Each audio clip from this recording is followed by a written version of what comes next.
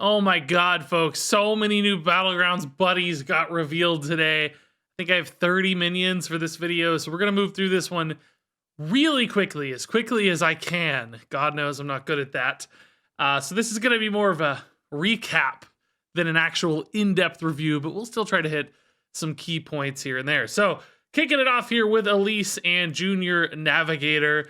This one's going to give you a recruitment map at the start of your turn, and then also reduce the cost of your maps by 1.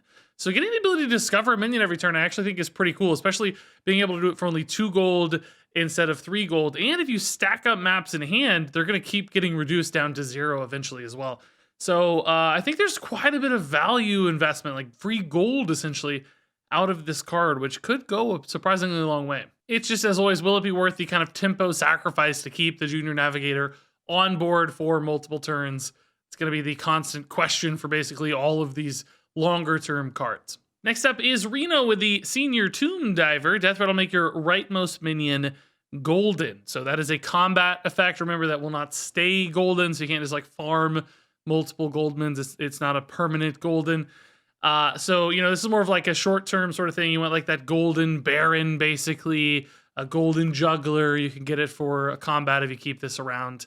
Or, you know, 2 of them if you manage to golden this one as well. That's definitely a cool effect, but, you know, you're sacrificing essentially a board spot to make that happen. It's not always going to be worth it, essentially. You'll need the exact right sort of build to make combat goldens that relevant. So next up here is Sir Finley, and he's got Maxwell, which is going to add the buddy of your hero power to your hand. So this is kind of like an extra layer of buddies, a buddy that gives you buddies, the golden gives you more buddies. And that's actually kind of cool because it's extra gold and an extra triple reward as well, because you can triple both the base version here of Maxwell and whatever buddies you get off of both halves of all these different Maxwells. So essentially, like, a lot of extra gold kind of makes Finley cool because you get both the buddy you'd expect to get normally and this additional upside. For Rafam, it's Loyal Henchman here. This one is after you kill a second minion each combat, you get a plain copy of it. So it's kind of like an extra Rafam hero power here that you don't have to spend gold on. Which is cool. And, you know, this is a solidly statted minion. It goes up to 12/12. It isn't something you're going to keep forever, but I could see you keeping this on board into your golden and kind of farming value off of it over time. And if you're running both this and the hero power, that's just a lot of stuff, and it might be a little bit harder for your opponent to kind of control this one going off. Sometimes a little easier to manipulate that first Rafam hero power tick. For AFK, we've got the Snack Vendor. This one, at the end of your turn, will give your Tavern 3 minions +1/+1 or +2/+2 for golden, of course. And this is interesting, right? Because you get, you know, 2 Tavern 3 minions right off the bat once you get to your 3rd turn for AFK. And, like, does that mean you're stuck with Tavern 3 minions forever? No, you're going to have different tiers of minions. So, you know, I don't know. Like, is this one going to line up all that well? There might be very specific builds like Pirates who can kind of help scale your looters, or, you know, you get Bronze Wardens for those Divine Shields. Or your mech Divine Shield guy. Like, there might be times this is worth it, but often I feel like you're just going to be moving away from, you know, strictly tier 3 stuff, and this just won't pay enough dividends long term to make a lot of sense. For Zyrella, we got the Baby Ellic is back, and this one, after you play a minion with attack equal to its health, gain +2/+2. So, of course, that's stuff off your Zyrella button, but there are plenty of other symmetrical minions as well in Battlegrounds. And this is pretty quick scaling if you're able to find a lot of symmetrical stuff. It's more than 1 time per turn. So I think this will get pretty big, particularly that golden one gets big. Just start playing some jugs and mugs and stuff, right? And the right kind of build. And this is going to scale quickly. I kind of like the Baby Ellic. I think this will be surprisingly decent. So next up here, we got Guff with a tier 4 minion, Baby Kodo.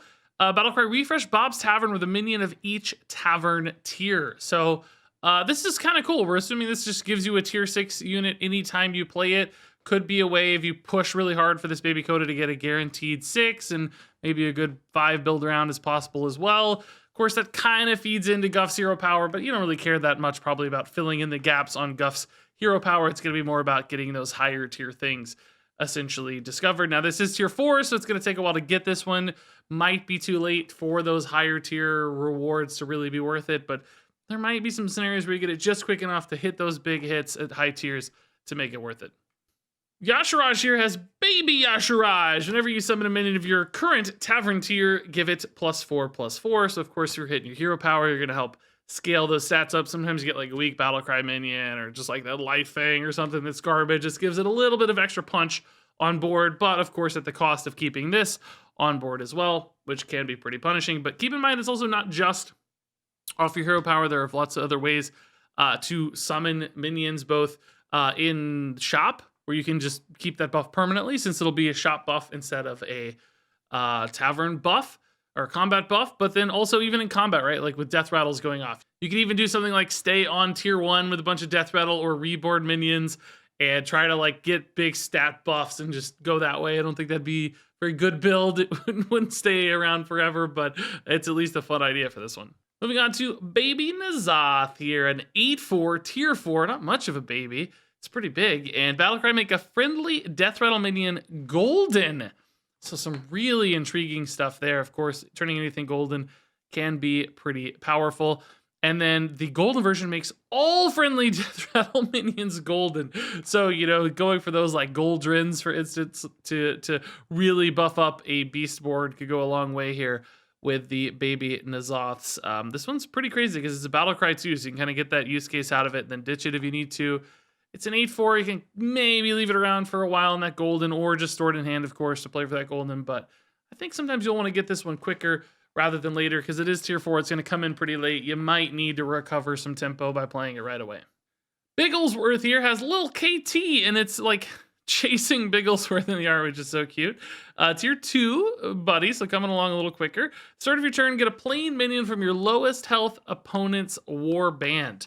So the Bigglesworth effect, but you're just getting a plain version, and it's not death based, it's just based on lowest health. So that may sound bad, like, oh, why would I want like the weakest person's units? But sometimes the weakest opponents are, you know, doing greedy things and building up tavern tiers, and they can get like a Bran or something early in a fight and like try to, you know, recover off the back of that greed, and then you might be able to snag their awesome thing that they've greeded into if you're lucky with little KT.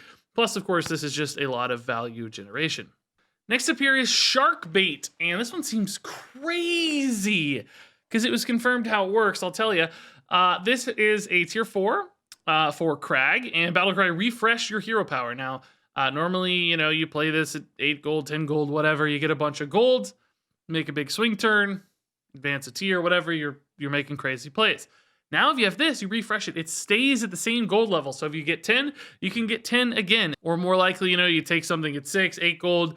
This continues to go up. You can take it again at 10. And then if you golden it, you can take it again as well for just ridiculous reloads on your gold totals time and time again. I think that makes this seem really, really good. Plus, it's a Battlecry, so you can just do it and ditch it. You're fine.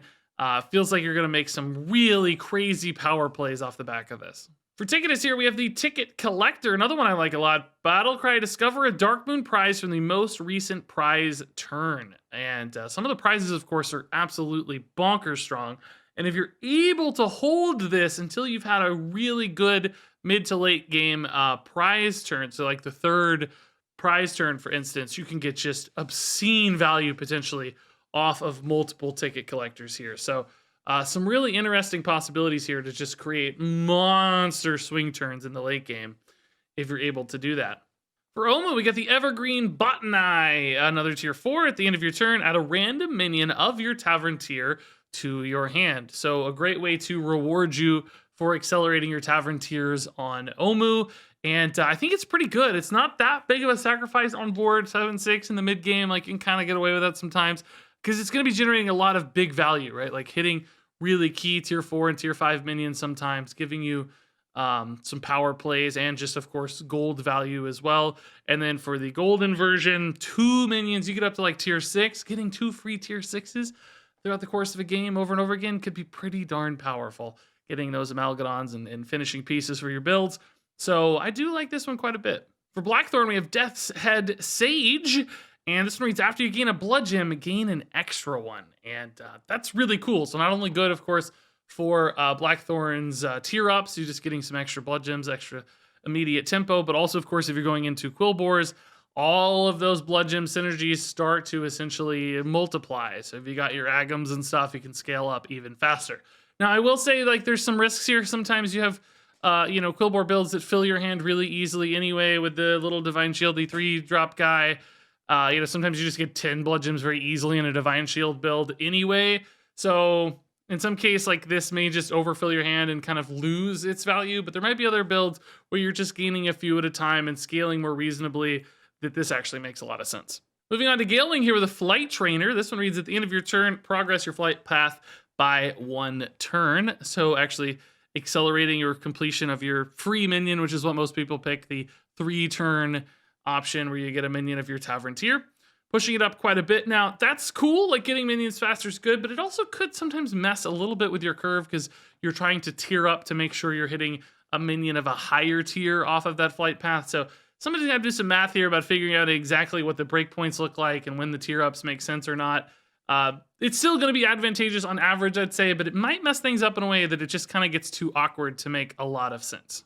For Deathwing here, we have Lady Sinestra, such a cool character to see, and it's a 3/8 with your minions have +3 attack. That's on top, of course, of Diablo's base attack gain, so you're going to have some really high attack stuff. Again, encouraging token sort of builds where you're summoning a bunch of little stuff and just trading up. It's good. It's, in the mid game in particular, I think this could really help you leverage a token board and an avenge strategy really nicely. I have some concerns about the scalability of it because Sinestra herself is probably not that great in that sort of build. You're going to want other things to do, Divine Shields, tokens, etc. So you might have to ditch her after a while, but I could see this being a pretty strong mid-game option. So over to Ysera, we have Velithria, Dreamwalker, Dragons, and Bob's Tavern have +3/+3. So some nice little buffs to dragons that you buy, and particularly things like your Bronze Wardens getting some stats could be really big tempo in the mid game. This is tier 3, so it won't take too awful long to get. It's not huge itself though, so you're gonna have to make a lot of purchases to make this worth it. Could be like awkward to kind of pivot into enough purchases to sort of reward this one fast enough, because you're sacrificing stats in order to gain stats. It's going to be a hard equation to balance, but still pretty nifty card. So next up here we have Malygos, a Nexus Lord with Arcane Alteration, replaces with a minion 1 Tavern tier higher. So currently you re-roll. Now this allows you to push up in tier as well. I think this could be great, turning 4s into 5s, turning 5s into 6s in particular. Seems pretty nuts. Honestly, even turning a 3 into a good 4 Avenge build around could be a real possibility as well. And then, you're not going to be using this on your early tokens for Malygos. Those are still going to be standard fare because it's going to take you a little while to get this one. But in the mid game, it could really help you find that key thing to work around, I think. And a 6/6 stat line isn't anything to scoff at. Moving on to Valestraz here. Great character. Loved killing this dude in Blackwing Lair back in the day. It was such a fun fight, having crazy like infinite mana and stuff. It's a 5/3 dragon for Alexstrasza. Battlecry, add a random dragon of your Tavern tier to your hand. And I think this is actually pretty cool. Alexstrasza, of course, accelerating your tiers up to utilize her hero power to get that stuff on tier 5. And then this might be a great way to give you some reliable tier 5 or even on occasion tier 6 dragons, because if you look at tier 6 dragons, you're looking at exactly Calicos. Remember, Nadina is the other side of the tier 6 equation. So finding like a cool Razor Gore or a Calic off of this isn't impossible if you really greed for it. Now, of course, that's going to be a little bit risky sometimes. You might have to take this one a turn or two early just to make sure that you survive, which would clearly reduce its upside. But if you save for that golden version, of course, tier 6 dragons again become really enticing. Oh, I guess there's a Malgadon too, which will count as a dragon, which is not a bad thing. That's still a great card to get in many cases. You might have to figure out the right time to play it, but still late in a run, late in a game, that's often a great pivot option. Moving on to Nozdormu here with Chromie showing up. Minions in Bob's Tavern have +1/+1 for each time it was refreshed this turn. So this is kind of a crazy one. It's like hard to figure this out exactly, right? So, I mean, just your base refresh off Nozdormu, the free one, would essentially give everything a +1/+1. But if you take one of those like greedy roll turns, you just roll 6-7 times, right? You could get some pretty crazy buff stuff if you land on the right things at the end of that chain. It's one of those where it's like you don't really want to be doing that all the time. It's not necessarily efficient, but it's almost like a backup plan if things fail, like maybe this is good, but I don't know if you want a card that's best when things aren't going your way. Sometimes that can backfire more than be advantageous. For Flurgle here, we have the Sparks Fin Soothsayer. Ooh, 7/5 Murloc. Transform minions at Bob's Tavern into Murlocs of the same tavern tier. So I think the way to use this one is pretty nifty. If you have a shop with like 3 tier 4 units, for instance, save your Spark Fin Soothsayer till that moment, drop it down, and you're guaranteed to get a Scout, for instance, off of that. And then the Scout, of course, can generate absurd amounts of value, resources, triples, etc. So I think finding the right kind of key moments, maybe you look for tier 3s to get some buffs, for instance, but I think Scouts in particular, what's really exciting. Or maybe save this for tier 6 and look for Amalgadons specifically, because of course that is the only tier 6 Murloc, which might give you, again, some pretty nice game-ending potential pivoting into those Amalgadons. For Curator here, we have Mishmash, another little Amalgadon dude. Whenever your Amalgam gains stats, this gains them too. So kind of a double scaling effect here for your Amalgam. To be honest though, it's hard to scale Amalgams these days that cleanly, which is like, you're really going to be like waiting on this guy, keeping him in hand. It's like, I don't know, maybe you wait till it's golden and kind of go all in at once. Seems like it's going to be awkward to have the board space, the timing, the right sort of buff cards to make this lineup all that well. So I'm a bit nervous here for the Mishmash. I mean, yes, it's great to have Amalgams, especially if you got Divine Shield Max, if you've got Murlocs to give it Poisonous. Those can all be ways to get extra utility out of this guy, but I'm still afraid he's going to be rather awkward. For Alec here, we have the Spirit of Air with this one as a Death Rattle. Give a random friendly minion Wind Fury, Divine Shield, and Taunt. So it's kind of like a super selfless hero in a way. I think, this is designed to be put on the leftmost side for Alec here. You kill it off early, you kind of pass this buff on to the next thing. Now, the Wind Fury is not usually going to be useful, especially if it has Taunt, because you're not going to be able to guarantee that minion is the next thing to attack, and it's ever actually going to get the Wind Fury off. If you could hit a Cleave, like, sure, that'd be some upside, but that's not going to happen all that reliably. So I think this is just sort of a selfless hero plus with slightly better stats, and, some Death Rattle synergies, much like Selfless Hero as well, that are, again, slightly better, because Divine Shield is awesome and good, and that's important. But I don't really think this one's rocking my world. It feels like the Taunt and Wind Fury aspects of this are very rarely going to be all that helpful. Moving on to Zephyrus here with Firez. I don't know if it's his sister, his wife, or what, but respelling of his name, which is pretty fun. It's a tier 3 battle cry. Discover a plain copy of a minion that you have exactly one of. So this is a way to encourage Zephyrus' hero power, because once you get the second one, then you can hit the hero power and get your triple, which is pretty sweet. And you could maybe coax this into being something really powerful as well. Like you got that build around card, you got that brand, you got that Dazzling Light Spawn. You want to triple it. Boom. This gives you the ability to do that if it is your only single, which is pretty darn cool. Gives you some control. For Cookie here, we got the Sous Chef, which is like the cutest card ever. He's like in a hot tub. It's a pot. I hope he's okay. It says you can use your hero power an extra time each turn, and then when you golden it, it's 2 extra times each turn, which is actually just allowing you to complete Cookie's hero power in a single turn once golden. And yeah, this is a cool way to accelerate your ability to discover things that you're looking for your build, which is what Cookie excels at. It's a pretty high price to pay, I think, for the base version here. You're really taking a tempo loss in order to just get a couple extra hero powers down. It's only going to advance your game plan like every other turn, essentially, which is like, I don't know, is that going to be quite enough? I'm worried it really won't be. For Toki here, we have the Clockwork Assistant, and there are no images yet for the golden versions of these, at least that I could find. They didn't have time to make them all. So I just wrote out the text for the golden version next to it. I think it'll work for this. Clockwork Assistant discovers a minion from a higher tavern tier, and then golden will do too. So another way for Toki to find a thing, but the discover here is a big upside because you get a little bit more control. With Toki's hero power, you're kind of left up to randomness. So this is going to be nice. You tier up early to support both the hero power, and you get one of these. Like, you're going to get a pretty good pick. It's kind of like getting a golden on demand with Clockwork Assistant. For Wag Toggle, we have the Elder Tagawag. Whenever you play a minion of a type you don't control, trigger your hero power. So basically, whenever this is on board and you play a minion of a type you don't have, you get a buff to your other stuff. I just don't really see this one. It feels like there's board space restrictions. There's like Maybe there's some like perfect cycle where you play like a quill boar, get some gems. You just keep cycling those quill boars for buffs, and it kind of works out. You could maybe do that in like a pirate build, but then you got a hook tusk on, I mean, you got a Hogger on board. Like that doesn't make sense because you already control pirates. You can't do like crazy pirate cycling. It's really hard to figure out a world exactly where this gets broken. If somebody has the right build for this, let me know. But that's the thing, is like if you have to have a really kind of great scenario to make this one work, where you're happy to cycle minions of types you don't already have, like that's a lot to go into a hero power, or you know, the bonus of this card, and it's got a chill on board. Like it's tier 4 for some reason, so there's got to be something here. I'm just not seeing it. For Edwin, we have the SI7 Scout, and this one reads, after you buy a minion, gain +1/+1. So another way to double up on all your purchases for Edwin. Now you have your hero power to reward that, and you have the Scout on board already as well.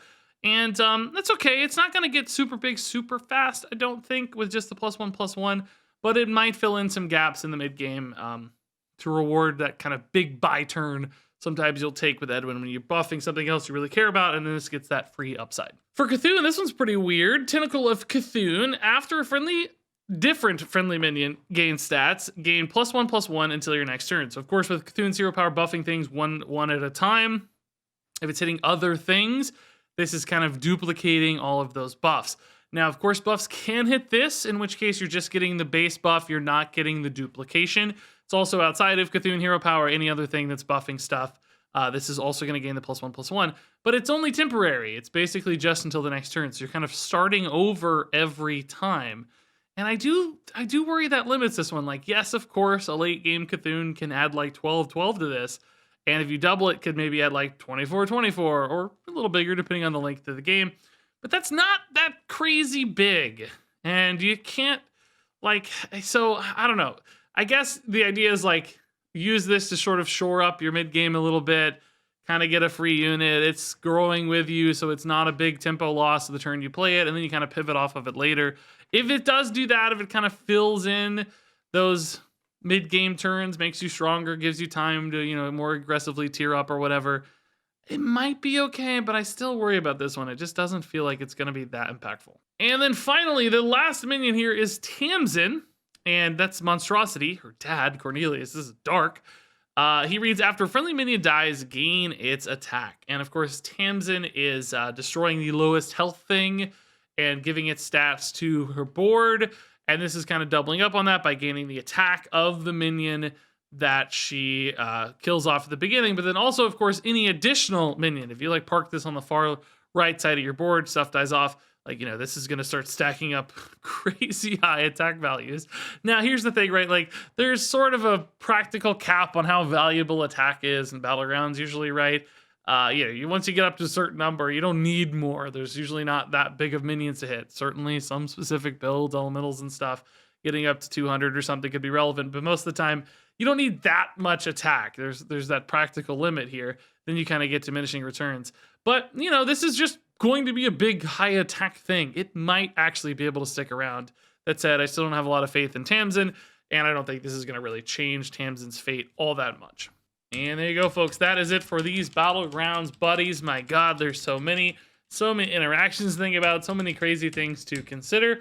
That said, of course, I'm curious to hear your thoughts. What do you think is going to be broken? What are you excited to play? Share all those thoughts and more down in the comments below, and stay tuned for the last round of Battlegrounds Buddies. Sometimes the next day or two, whenever they all get revealed, I'll slot the video in somewhere down the road to talk about the rest of these, and then of course we'll play some of this next week. It looks really fun. I'm actually super excited to give these a shot. So thanks much as always for watching, and until next time, game on. Step aside.